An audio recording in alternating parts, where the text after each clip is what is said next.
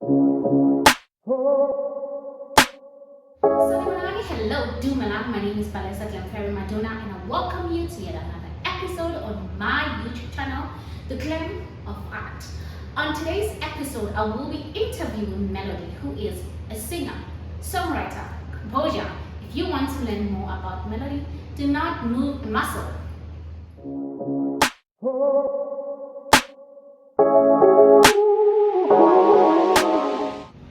And just like that, guys, Melody is here. Remember, I told you that I will be interviewing her. She's here. How are you, Melody? Hi guys. I'm good. Thanks for yourself. I'm good. I'm very happy that you're here collaborating. Do you know that you are the first female I've interviewed this season? Really? I've been wanting to feature females this season. I don't know what's happening. Yeah. Come on, females. Come on, ladies. Wow. Hey. Thank you so much. Thanks. You're welcome. I just want us to dive into your music. I know that you have a song called Abakongi. Yes. Did I pronounce it correctly? Yes, correct. Firstly, what does it mean? What does that word mean? Okay, so Abakongi, it refers to the people that are sent to the bride's home. Oh, yes. In isiZulu, yes. Oh, okay. Yes, KasiZulu, whereby they carry out the negotiations and so forth. Oh, yes. okay. So they are like the first step, or the second, if I'm not mistaken. Maybe the first step is the letter, and then the Bakongis, they follow. They come after to come and discuss your negotiations and whatnot. Yeah. Oh, okay, so it's wedding related. Yes, okay, that's related. nice. How did that song come about? What happened is that I was in studio, right? So I was working with Music World, who's featured on the song. So we were on the same beat. We were recording another song, but then he felt that on most of my songs, I focus on your sad emotions. So he was like, no melody, yes, Adele vibes, but more like African Adele. Yeah, okay, yeah. So he's like, no melody, can we try something different? Like, you're always complaining and crying. Can't you just feel something different? So then I had to sort of step back and try and reimagine the whole concept of the song. So then we came with Abakongi. It was inspired by love. More of our traditional love. Yeah. It also focused on how can I put this? Celebrating our culture through love. Yes. Okay. Oh, now I like the song even more. Really? Yeah, I know the background story. I like it even more. So, are you working on any new music currently? Yes, we're working on more songs that we're going to release next year, and also there are other songs that have been released before this one. It's just that this one is my first song. It's actually my first single. It's a debut single, I guess. Yes. So with the other songs, there were songs that turned into features, and some of the songs I wrote for other artists. So this is my first offering, basically. Okay. Have you ever faced any challenges in the entertainment industry? If you did, how did you overcome it? Okay, let's start with what challenges did you face? Firstly, I struggled. I struggled a lot with putting the song out there. Getting funds for promoting the song, because when you're an independent artist, it becomes really hard to sort of gain access to funds and put everything out there. Yes, because now everything is on you, and you may not have the required amount of funds to do the pushing or the marketing of the song properly. So we had to try and push hard, approach radio stations, and some of them haven't even gotten back to us. Try and approach other shows and so forth. So it's a bit hard, but we'll just push, because what can we say? So how did you overcome all this? Because clearly, Abakongi is out there. Yeah. Nice, beautiful song. Yeah. How did you overcome that challenge? Okay, we overcame it by just using what is more accessible to us. Yes, we just use what we just ended up using what we can use and try to like avoid all the other big things that you can use, the other big companies, your PR companies and so forth. We just decided, you know what, let's do what we can afford and see how far this goes. So I think the major one of the biggest things that helped us is social media. Yeah, social media does help actually, guys. It's not all bad. It's not all bad. Yeah, depending on how help. you use it. Yes. Even though it may not get you exactly where you want to be in terms of the numbers and whatnot, but it can get you somewhere. Yes, definitely get you somewhere. I know that you are a singer, songwriter, composer. I'm like, girl. Which one do you enjoy doing most? The most. Okay. And what? Singer, composer. Okay, I think the one that I love the most is the composition. I really love composition so much because it's sort of like it allows me to fully express myself.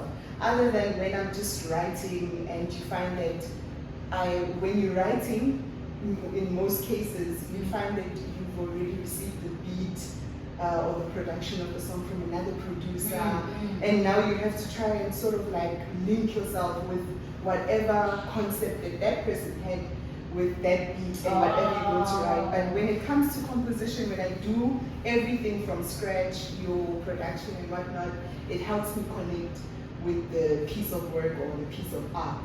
Yes, it helps me fully express myself, my emotions, whatever's in my mind and so forth. What got you interested in composition? Because usually I don't think a lot of women do it. What got you interested in that? What got me interested was that I think there was a time where I used to get frustrated with the fact that I'd receive beats, like I said, I'd receive beats from other producers, and then I'd sort of like struggle to make the emotional link. And I realized what happened is that when I checked the songs that have the songs that I normally do with other producers and the ones that I start from scratch, there's a huge difference in terms of response from the audience, right? Yes. So then I ended up feeling like, you know what, since I do have co-producers that I work with, and they assist me and they've taught me how to go about the whole production thing, maybe let me try it. Why not? Let me start it from scratch and see where it goes. Okay. So you said that you do write for other artists, right? Yes. What do you prefer most, writing for yourself or for another artist? To be honest with you,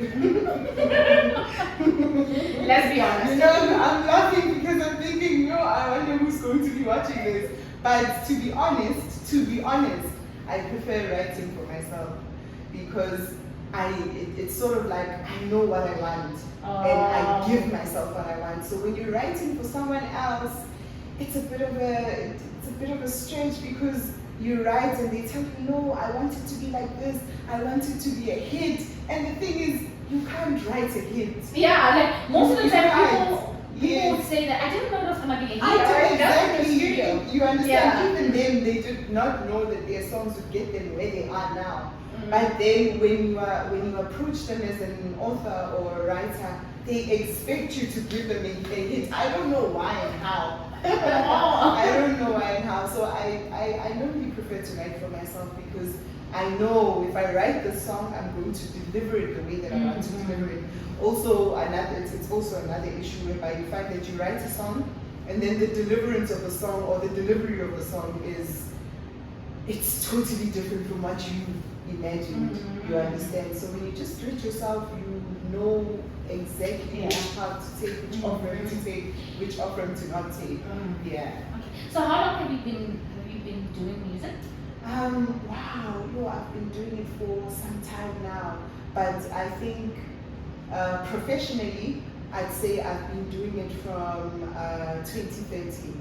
Yes, I've been doing it from 2013. That's when that was the year I met up with Abu Zakim, I started working with them from that time till today. But before that, I think I started singing when I was in primary school. Because when I taught myself how to play a piano, I was in grade 3 or 2. And that's when I started enjoying the whole songwriting thing and singing. Yes, it all came from the piano playing skills. Oh, yes. All right. I actually was gonna ask you a question related to piano, but I will still ask you. But I think I already know the answer. You already know that? I think I already know the answer. Okay. Were you one of those learners who would sing during assembly?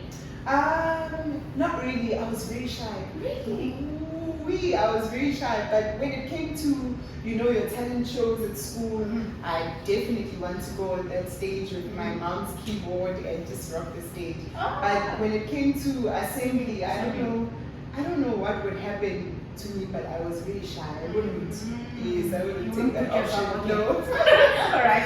Yes. I think we're done with the actual questions of the interview now. I just want us to play a game just to get to know you better and for the audience to get to know you better. Oh, okay. So the name of the game is Pick One. Pick one. Yeah, Okay, so I'll give you a list. Wait, you get to win something. We get to know more about you. Okay, I guess it's a win. It is a win. I think you're gonna say you're gonna buy me a burger or something. Pizza, We'll think about it. We'll take it offline. Okay, guys, Okay. says the cheating. But anyway, Okay. First question: Uh-huh. Do you prefer a guitar, a violin, piano, or drums? I prefer piano. That's how you say I already know what she's gonna pick here. definitely the piano. Okay. Yeah. Second question: Do you prefer hip hop, country music, R&B, or amapiano? I think I prefer R&B. R&B. Yes, it speaks more to the soul. Oh, alright. You're rhythm and blues. Okay. Third question: Do you prefer a road trip, a cruise trip, or flying to the destination? I prefer a road trip. Road trip. I was actually talking to one of my friends 2 weeks back, and she was like, no, she thinks we should fly down to Cape Town, and I was like, don't you think we should drive? Because I'm so in love with your landscapes, seeing the mountain views and whatnot. I'm a fan of that, so I'll definitely go for a road trip. Oh, okay. Yeah. You put a lot of mileage on the car, right? I'm like, fly please. But it's memories. You're creating memories, guys. I get it. But Yeah. the mileage to go to Cape Town and back. Hey, It's quite far. you obviously take breaks in between. So those breaks that you take in between, that's where your memories come in. Oh yeah, true. Yeah. Last question: Do you prefer to perform in front of a big crowd or just a small, intimate session? As shy as I am, I prefer a bigger crowd than a small group of people, because I feel like with the huge crowd, it's easier to sort of like control them in terms of like getting everybody to just vibe to the song. But when it's a smaller group of people, it's like your probabilities are not make sure they, yes. But when it's like a bigger crowd, like it's a lot of people, so you can get a whole lot of people that like the song and a few more people that don't really like the song. Yes. Other than having all these few or 10 people not like the song, that you like. it's just looking at you like, where was this? And then when are you gonna finish? So yeah, Makes sense. yeah. Alright. As shy as I am, I'd rather go with the bigger crowd. Yeah. Alright. That's it. We've come to the end of the interview. Literally. That's all. Thank you so much for making the time. I really enjoyed getting to know you. And like I said, offline, you want something. Offline. Offline. Guys, I will come back to the show and I will stay if I didn't get my burger. Trust me, she's gonna get something. Thank you so much for so having me. Thank you. Alright, Thank you, guys, guys. just like that, we are done. Don't forget to tell your friends to tell their reference about the show, like, subscribe, and comment. Just like that. Bye. Bye.